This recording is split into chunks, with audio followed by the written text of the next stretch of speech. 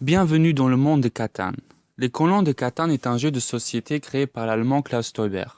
Le but du jeu est de remporter des points de victoire. Celui ou celle qui atteint 10 points de victoire gagne la partie. Il faut donc coloniser l'île de Catan par des colonies, des routes et des villes. Une colonie vaut 1 point de victoire, une ville 2 points et les routes valent 0 point de victoire.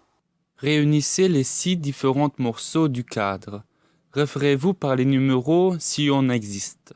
Ensuite, vous placez les 18 différentes ressources de façon aléatoire en plaçant le désert au milieu de l'aire de jeu.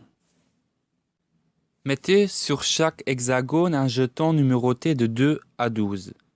Le numéro 1 et 7 n'existent pas. Laissez le désert libre. Placez les voleurs sur le désert. Le nombre de joueurs est de 2 à 4 personnes. Chaque personne choisit sa couleur. Et chaque couleur contient 4 villes, 5 colonies et 15 routes. Au début, chaque joueur place en tour de rôle ses 2 premières colonies en ajoutant une route à chacune d'eux. Ensuite, les joueurs récoltent les matières premières des différents hexagones sur lesquels ils ont placé leurs colonies à leur sommet. Il en existe 5 différentes matières premières: le bois, la laine, le blé, l'argile et le minerai. Le désert ne produit rien. Tous les joueurs reçoivent également une des cartes des coûts de production.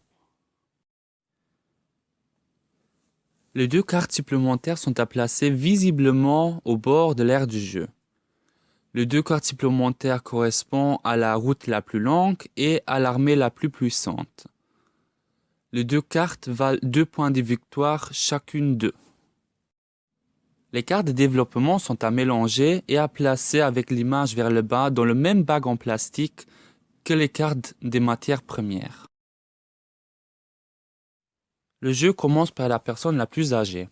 Chaque tour se décompose en 3 phases. La première phase, le joueur lance les 2 dés et la somme des 2 dés détermine l'hexagone à récolter. Puis le commerce et à la fin, il peut construire. Mais à n'importe quelle phase de son tour, le joueur a le droit de jouer une de ses cartes de développement. Si un joueur lance un 8, dans ce cas, tous les champs avec un 8 sont à récolter. Dans le cas où la colonie ou la ville est placée au sommet de l'hexagone avec un 8. Tous les joueurs peuvent récolter. Si 2 colonies ou villes touchent le même hexagone, le joueur reçoit 2 fois la récolte. Après, le joueur peut faire du commerce. Il y a 2 façons, soit avec les autres joueurs en échangeant les cartes, ou en faisant du commerce maritime. Pour le commerce maritime, le joueur peut échanger 4 cartes contre une carte indiquée sur le port.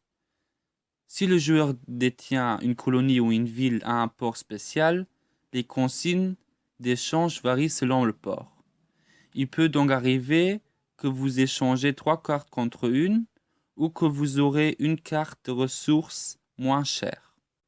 Et à la fin de son tour, le joueur peut donc construire. Les coûts des différentes constructions sont affichés sur la carte des coûts de construction, avec les points de victoire associés.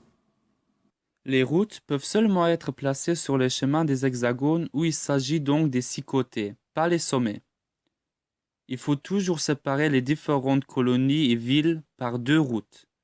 Aucune route peut être construite vers une colonie ou une ville d'un autre joueur. Le joueur qui arrive à construire 5 routes l'une après l'autre a droit à la carte supplémentaire route la plus longue. Si un joueur arrive à construire encore une plus grande route, dans ce cas, la carte passe à ses mains. La carte route la plus longue vaut 2 points de victoire.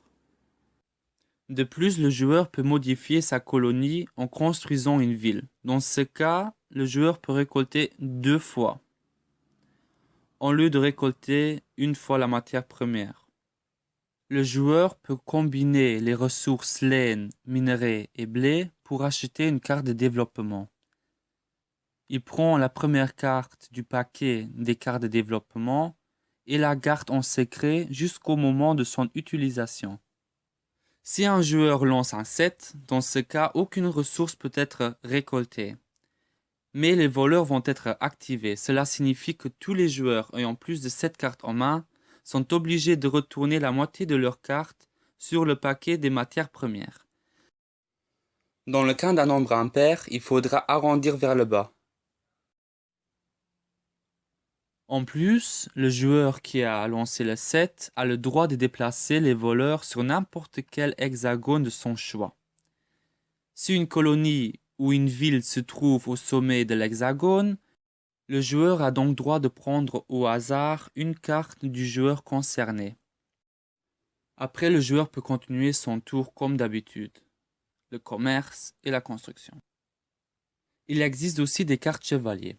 Celui qui détient une carte chevalier peut pendant son tour déplacer les voleurs.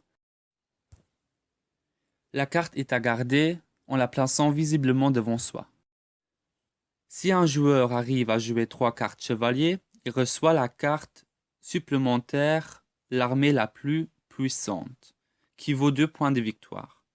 Dans le cas où un autre joueur arrive à jouer plus de 3 cartes chevaliers, la carte l'armée la plus puissante passe alors dans ses mains. Pour les cartes de progrès, il faut suivre les consignes indiquées sur la carte.